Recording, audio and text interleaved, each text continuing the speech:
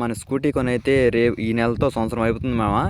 సంవత్సరం లోపు air filter మార్చలేదు. అసలు నల్లగా అయిపోయింది. ఈరోజైతే మా ఫ్రెండు నేను ఇద్దరం కలిసి ఇంజిన్ ఆయిల్, ఎయిర్ ఫిల్టర్ అన్నీ మార్చుకుంటున్నాం.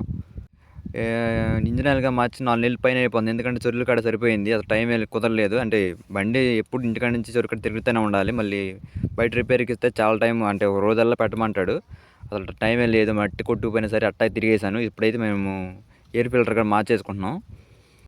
స్కూటీ కొన్న తర్వాత ప్రతి ఒక్కరు స్కూటీ ఎందుకు కొన్నారో, బండి కొనుక్కోవచ్చుగా, బండి మీద అయితే మైలేజ్ ఇచ్చింది, చాలా దూరం అంటే నడుము నొప్పి లేకుండా వెళ్ళొచ్చు అని చెప్పి చాలామంది చెప్పారు.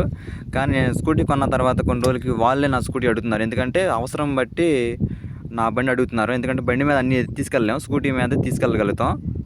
నేను స్కూటీ ఎందుకు కొన్నానో నేను అయితే ఫుల్ వీడియోలు చెబుతాను. ఫుల్ వీడియో కింద ఇస్తాను, చూడండి. మొత్తం అర్థమైంది నేను స్కూటీ ఎందుకు కొన్నానో అని చెప్పి అన్ని డీటెయిల్స్ చెబుతాను నేను, దానిలో చూడండి.